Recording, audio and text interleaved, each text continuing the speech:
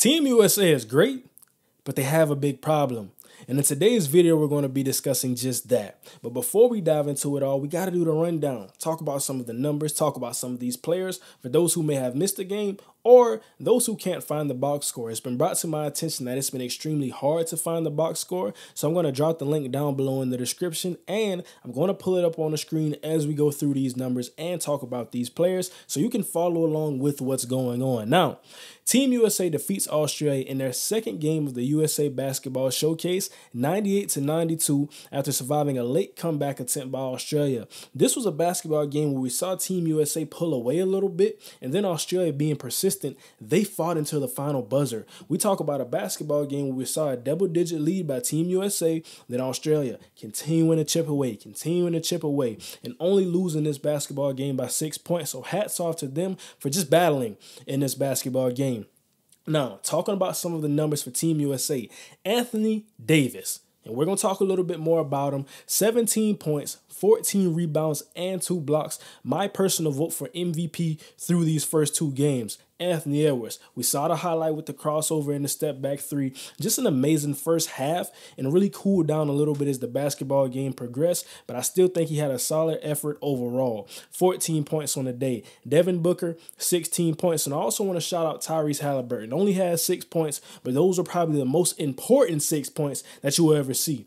Australia was down by 5. Tyrese Halliburton hits 2 big threes in the corner, and then he extends the lead for Team USA, gives them a bit of a cushion to help them win this basketball game late. Now Australia, they really came to play. Jock Langdale, 20 points, 7 rebounds, and 6 assists. He was all over the basketball court, especially offensively. Joel Embiid, he had his hands full in today's game. Bam Adebayo, Anthony Davis, they had their hands full with Jock Langdale for Australia. Josh Giddey, 17 points, 8 rebounds, and 7 assists. I thought he pushed the pace for this Australia basketball team. He got downhill. He got to the rim. Had to be a little bit more efficient in this basketball game, but still overall a solid effort still. Dyson Daniels, 14 points and 3 steals. So we know what he is defensively. We think about what he was coming into the NBA. He brings that defensive effort over here to Australia. Also has 14 points. Good effort there. Now, we have to talk about what we saw from Team USA, and that's kind of going to lead me into the problem for this basketball team. Now, when we hear problem, we think bad. It's not all bad with Team USA. This is probably one of the problems that you want to have. When we talk about 2 key players in particular, we're going to get to that. But seeing the starting lineup for Team USA in this basketball game, I talked about this in my last video.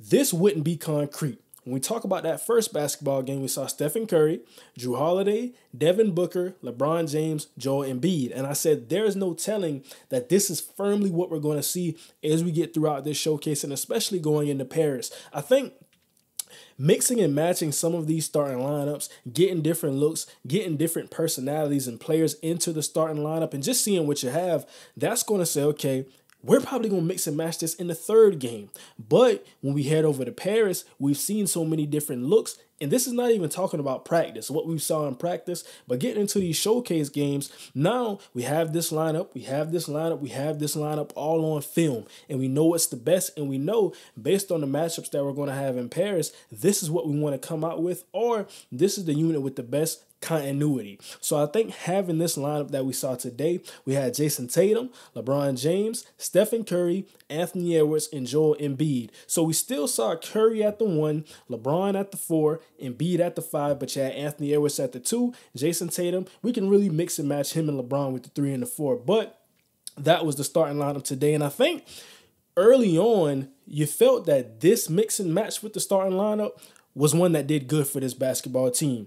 They came out a lot more smooth. We don't talk about turnovers as much in the first half, but as we get to the second half, we're going to see some of those ugly problems start to creep back up. And I think talking about the first showcase game that we saw versus Canada, having 8 turnovers was a key goal that this team talked about. Steve Kerr, Anthony Edwards, they want 8 turnovers in the game total.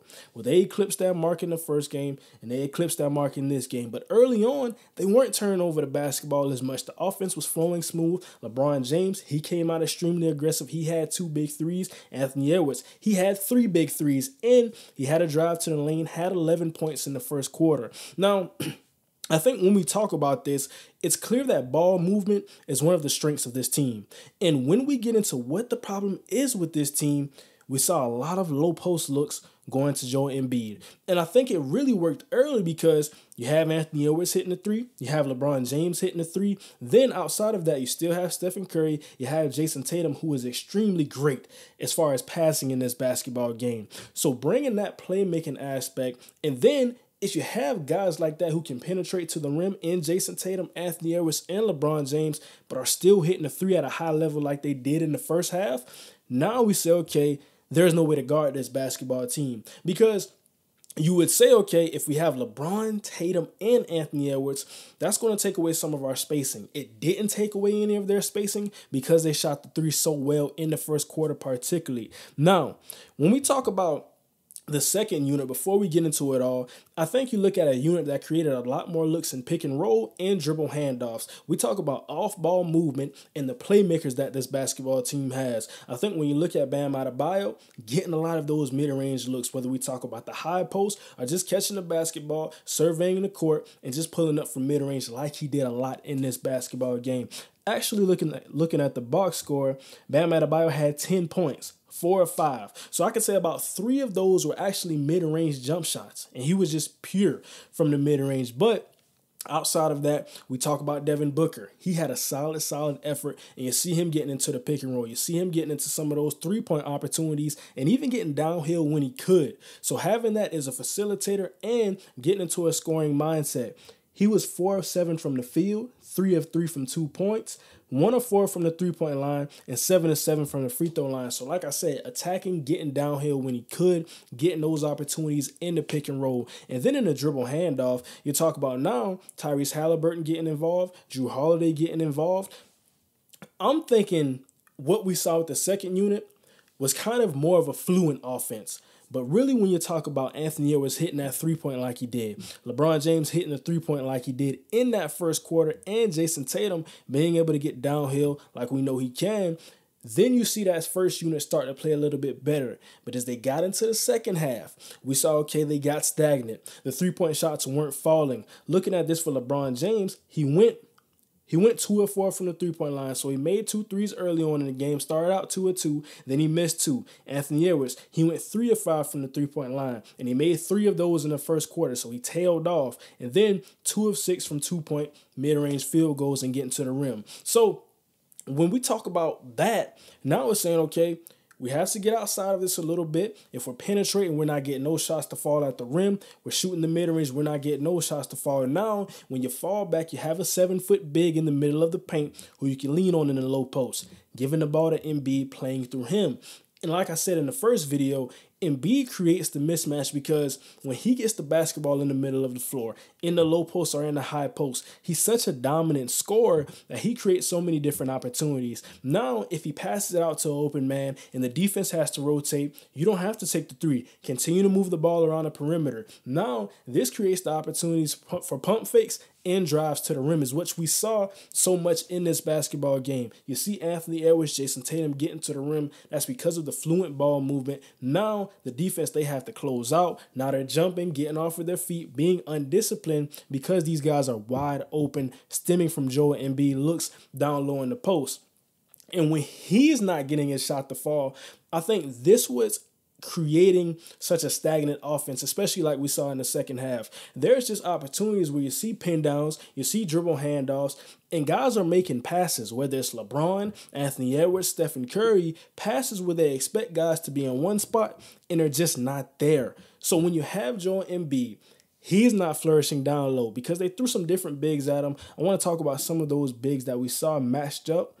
We saw McVay. McVay had a pretty solid game. He came in with some points, played some good defense. But you see McVay, you see Jock Langdale, 2 key guys that we talk about matching up down low. When you have those guys giving great defensive efforts, and you have now, we're trying to get into some of these sets. We're trying to run some of these plays, and guys aren't where we expect them to be. Now we're making lazy passes. Now we're turning over the basketball. And I think in the second half, we just saw a lot of that. Now, this gets me to the problem that I want to talk about because I think Anthony Davis has been the MVP for this basketball team. We can talk about offensively what he's done there. We can talk about on the glass what he's done there. Or we can talk about defensively what he's done there. And I think even if we take away everything he's done offensively, you still have the rebounding and the defense, which I think places him as one of the top 3 performers for this basketball team. That's how good I think Anthony Davis has been. Now, the problem, which I said is a good problem, but still one we have to talk about. Should Anthony Davis be a starter on this basketball team? Because you think about everything that he brings, and you think about how Joel Embiid sometimes is stagnant within the offense. And then we think about defensively. He's more slow-footed than Bam Adebayo and Anthony Davis. So now when you're getting into those pick and roll looks, teams are trying to attack Joel Embiid. Whether it's getting into the pick and roll, he's playing drop coverage, or now we have a ball handler who's matched up because of the switch, and he gets the mismatch. Now he can drive, penetrate. Joel Embiid tries to protect the rim. Now we're passing it, dumping it off to the big, easy layup. I think that even for Team USA, and even the way that Anthony Davis is playing, I personally feel like Joel Embiid should remain in the starting lineup. One, because of what he brings offensively. Even though sometimes we saw the offense get stagnant, there's going to be lows. Basketball is a game of runs. I still think when he's in the low and high post, you can still play through him in the middle of the basketball court. He creates opportunities for Stephen Curry. He creates opportunities for Anthony Edwards, LeBron James, and Jason Tatum. But when we talk about defensively, I think we're seeing Anthony Davis be so successful because he's getting to play in a lineup that also has great defenders around him. Now, of course, he's a defensive anchor. He doesn't need great defenders around him, but when you have Jrue Holiday, when you have guys like Bam Adebayo on the back line with him, now we're saying we're looking at this back line and we're looking at the front court that we have paired with the backcourt that we have. Let's talk about this bench one more time. You're looking at Devin Booker, Jrue Holiday, Anthony Davis, Bam Adebayo, and Tyrese Halliburton. And like I said in the first video, Tyrese Halliburton has been playing better defense than we thought he would be playing for Team USA. So they're switching everything. They're not doing that with that first unit that we're seeing on the basketball court because Joel Embiid is a big where you can't switch everything. But when you have Bam Adebayo, he can guard on the perimeter. Anthony Davis, he can guard on the perimeter. And then you switch. Sometimes you're going to have mismatches with your guards in Halliburton, Holiday, and Booker. But Holiday, he's feisty on the defensive end. Halliburton has been doing the same, and Devin Booker was good defensively in this game. So now I think this is a unit around him that really allows this basketball team in that second unit to shine. I think if you put Anthony Davis into the starting lineup, you take away some of what he's been able to do, and you also take away some of what the second unit can do. Because you keep Joel Embiid in the starting lineup, you still have those looks, you still have those mismatches there that you can create with Embiid, and then with the second unit, Anthony Davis, he comes in and he shines. Now, this is kind of the question that we had in the first video. With the way Anthony Edwards played, should he be into the starting lineup and move Devin Booker to the bench? That was a move that Steve Kerr, Eric Spoelstra, and the coaching staff made, but I think I would keep Anthony Davis on the bench, still pair him with Bam Adebayo, even though right now he is the team MVP. Like I said, I just think it gives you better continuity. I think defensively you get those same looks with the second unit, and it's just a different look because of what we're doing offensively with the starters and then what we're doing offensively and defensively with the bench. I'd like to keep this unit together. I want to know what you guys think, because if you put Anthony Davis into the starting lineup, yes, I think it does make the starting lineup better. Yes, I think it can make the offense flow smoother. But you have to say, okay, now what does that do to the second unit? Bam Adebayo, Joel Embiid, Jrue Holiday, Tyrese Halliburton, and Devin Booker. Do you like the same look that you'll get? Is risking that in the great second unit that you have, is it worth putting Anthony Davis into the starting lineup, and would it make you that much better? How much better does that make you as a team? And I think that's a question that you have to ask and that you have to have. But overall, when I look at this, I think now you say, okay, even if we flirt with putting Anthony Davis in the starting lineup, we look at that, we see how it looks. Of course, we do it in practice, then we do it in one of these showcase games. But getting over to Paris, I still think probably 9 to 10 guys are going to play on the basketball team. And it's not saying that Joel Embiid can't start, but he can start, and Anthony Davis could just get more minutes. Still coming off the bench, getting in with that second unit. Then as the game progresses, now he's playing as those ones come back in the game. You probably don't want to put too much of a load on Anthony Davis, but he played 18 minutes in this basketball game. Anthony Edwards played 27 minutes, Embiid played 16, and then LeBron, Tatum, and Curry played 21 minutes. So I want to know what you guys think down below in the comments. What is the big man battle looking like? I think Bam Adebayo looked really good in this basketball game. Anthony Davis, like I said, looked excellent. But then Joel Embiid went 3 of 6, 2 of 5 from the three-point line, and then had a plus-minus of 1. 10 points, 5 rebounds, 1 assist, 2 steals. Still an MVP candidate, still a very good player. And when we talk about the flow of the offense and also on defense, what Anthony Davis can bring, it's just a discussion that you have to have, but it's a good problem to have. Like I said, just because it's a problem doesn't mean it's the world ending, and it doesn't mean it's all necessarily bad, if you get what I'm saying. So let me know down below. That's going to do it for today's video. Another good victory from Team USA. Have to clean up the turnovers in the second half and have to make some more of your shots in the second half. They shot great from the three-point line, shot 41%, shot great from the free throw line, over 80%. So those are 2 key numbers that you can lean your hat on and continue to do those things. This will be a basketball team to be reckoned with. That's going to do it for today. And now, we out.